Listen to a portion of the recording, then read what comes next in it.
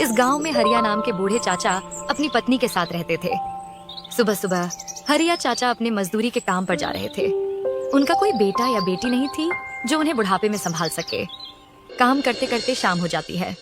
हरिया चाचा घर लौट आते हैं और अपना गमछा दीवार पर टांग देते हैं। बाद में खाट पर आराम करने बैठ जाते हैं। तभी हरिया चाचा की पत्नी मालती उनके लिए गर्मा गर्म आलू वड़े, तीखी चटपटी चटनी और मिर्च के साथ लाती है। जी देखो, मैंने आपके पसंदीदा गर्मा गर्म आलू वड़े बनाए हैं। अरे वाह मालती, आज तुमने गर्मा गर्म आलू वड़े बनाए हैं। और ये क्या, वो लाल चटपटी चटनी भी बनाई है। आज तो मजा आ जाएगा खाने में। हरिया चाचा आलू वड़े खाने लगते हैं। वाह क्या स्वाद है, जी तो करता है बस खाते ही जाऊं। तुम्हारे हाथों में तो जादू है। जी धन्यवाद, पर आप जो दिन भर इतनी मेहनत करते हो उसके सामने तो कुछ नहीं है ये। अगली सुबह हो जाती है। हरिया चाचा फिर से काम पर निकल पड़ते हैं। आज हरिया चाचा को अपनी पगार मिलने वाली थी। हाँ तो हरिया, ये लो तुम्हारे इस महीने की तनख्वाह। हरिया चाचा पैसे गिनते हैं। सेठ जी ये क्या, ये तो बहुत कम है। ये तो आधी तनख्वाह है। इस महीने तो ज्यादा काम भी किया है। सेठ जी कृपा करके पूरी तनख्वाह दीजिए। अरे वो चाचा, जुबान मत लड़ाओ मुझसे। बड़े साहब के मना करने के बाद भी मैंने तुझे काम पर रखा है और तू मुझसे ही जुबान लड़ाता है। कान खोल कर सुनो, तुम्हें इतनी ही तनख्वाह मिलेगी और अधिकारियों को पता चल गया है तुम्हारे बारे में, इसलिए तुम आज से यहाँ काम नहीं कर सकते, समझे? चलो निकलो अभी। सेठ जी आप ये क्या बोल रहे हैं? मुझे कम भी चलेगी, पर ऐसे मुझे काम से मत निकालिए साहब। मेरा कोई बेटा भी नहीं जो हम बूढ़े पति पत्नी को संभाल सके। ये मजदूरी ही एकमात्र सहारा है। कृपा करके मुझे काम से मत निकालिए सेठ जी। अरे चाचा, अब रोना धोना बंद करो और निकलो यहाँ से, वरना तेरे चक्कर में मेरी नौकरी चली जाएगी। अरे मदन, इस बूढ़े को निकाल यहाँ से अभी के अभी। मालिक मुझे काम से मत निकालिए। मैं कम तनख्वाह में भी काम करूंगा, पर ऐसे काम से मत निकालिए सेठ जी। ए बूढ़े, निकल यहाँ से, बोला ना एक बार, चल निकल। वो आदमी हरिया को धक्के मारकर वहाँ से निकाल देता है। हरिया चाचा असहाय होकर अब घर की ओर निकलते हैं। जी आज आप जल्दी घर आ गए, और आप रो क्यों रहे हो? अरे रो नहीं तो और क्या करूं, मुझे काम से जो निकाल दिया है। उस रात हरिया चाचा और उनकी पत्नी ऐसे ही भूखे पेट सो जाते हैं। अगले दिन हरिया चाचा दुखी होकर सोच रहे थे कि तभी उनकी पत्नी गर्मा गर्म आलू वड़े बनाकर लाती है। हरिया चाचा आलू वड़े खा रहे थे कि तभी उनके दिमाग में एक ख्याल आता है। क्यों ना मैं ये वड़े कारखाने के बाहर बेचूं? बहुत सारे लोग होते हैं वहां काम करने वाले। हरिया चाचा अपने पत्नी को इस बारे में बता देते हैं। जी ये तो बहुत ही अच्छा विचार है, पर हम सिर्फ आलू वड़े नहीं, इसे पाव के साथ बेचेंगे। मैंने सुना है कि शहर में वड़ा पाव बहुत बिकते हैं। हमारा आलू वड़ा और पाव भी जरूर लोग खरीदेंगे। हाँ तुमने सही कहा, लोग पाव के साथ आलू वड़े खाना जरूर पसंद करेंगे। जी पर हमारे पास तो ठेला नहीं है, बेचने के लिए ठेला तो लगेगा ना। मालती, मुझे जो आधी पगार मिली है उसमें ठेला और वड़ा पाव बनाने का सामान आ जाएगा। वो दोनों बाजार से एक पुराना ठेला और जरूरी सामान खरीद लेते हैं। अगले दिन से हरिया चाचा अपनी पत्नी के साथ कारखाने के बाहर एक वड़ा पाव का ठेला लगाते हैं। हवा में गर्मा गर्म आलू वड़े की खुशबू फैल गई थी। खुशबू से एक आदमी ठेले पर आता है। अरे वाह चाचा, इस वड़ा पाव की खुशबू तो बहुत अच्छी आ रही है। आज से पहले इस गांव में वड़ा पाव का ठेला नहीं लगाया किसी ने। एक वड़ा पाव तो खिलाओ। हरिया चाचा उस आदमी को गर्मा गर्म वड़ा पाव देते हैं। वो आदमी वड़ा पाव खाने लगता है। वाह चाचा, क्या स्वाद है तुम्हारे इस वड़ा पाव का, मजा आ गया। ऐसे ही देखते देखते अब कई सारे लोग ठेले पर आने लगते हैं। मजदूर, किसान और सामान्य लोग भी वड़ा पाव खाने आते हैं। देखते देखते उनके सारे वड़े बिक जाते हैं और वो ठेला लेकर घर आते हैं।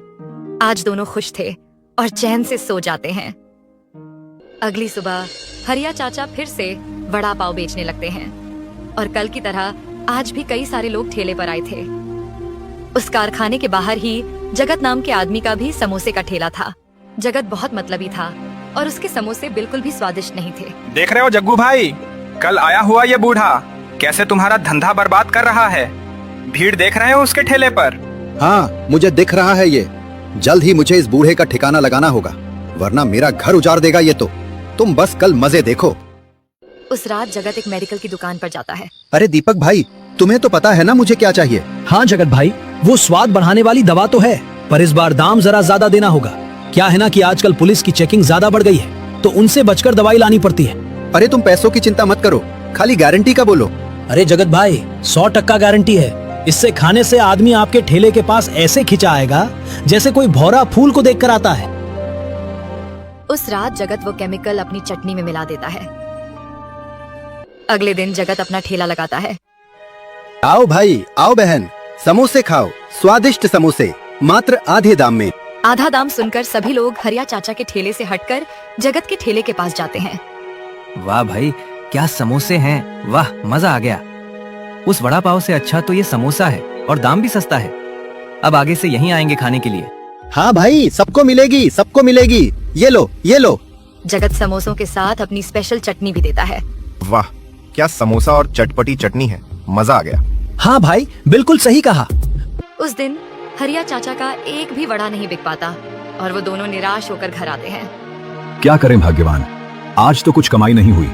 पता नहीं अचानक सभी लोगों को उस समोसे वाले के समोसे इतने पसंद कैसे आने लगे और मात्र 5 रुपए में समोसे दे रहा है, मानो जैसे उसने कुछ जादू किया हो। अगले दिन भी उनके ठेले पर कोई नहीं आता। तभी एक बूढ़ा आदमी जगत के ठेले पर आता है। अरे भाई, कुछ खाने को दे दो, बहुत भूखा हूँ, सुबह से कुछ खाया नहीं है।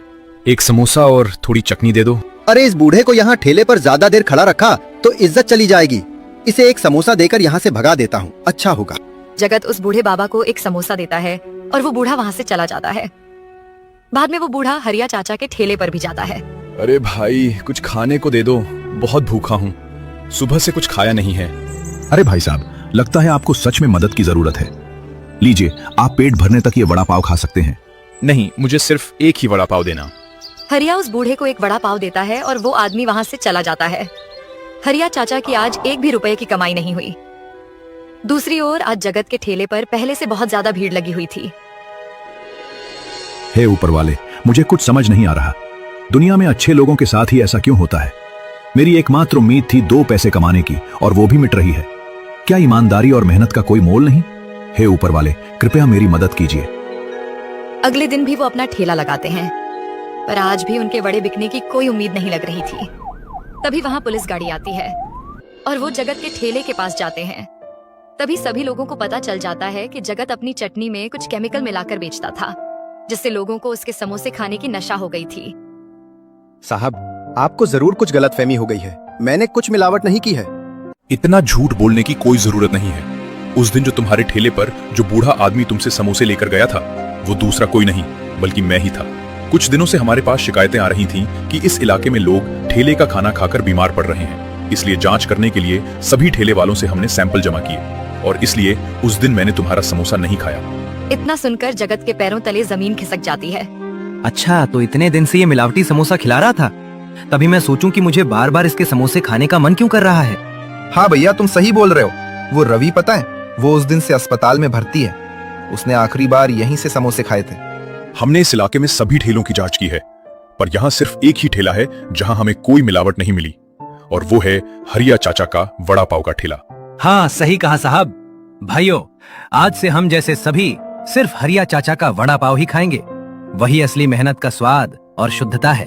तब से सभी लोग हरिया चाचा के ठेले पर वड़ा पाव खाने जाते हैं और पुलिस जगत को गिरफ्तार करके जेल में डाल देती है। और हरिया चाचा को विश्वास होता है कि आखिर में मेहनत और ईमानदारी की ही जीत होती है।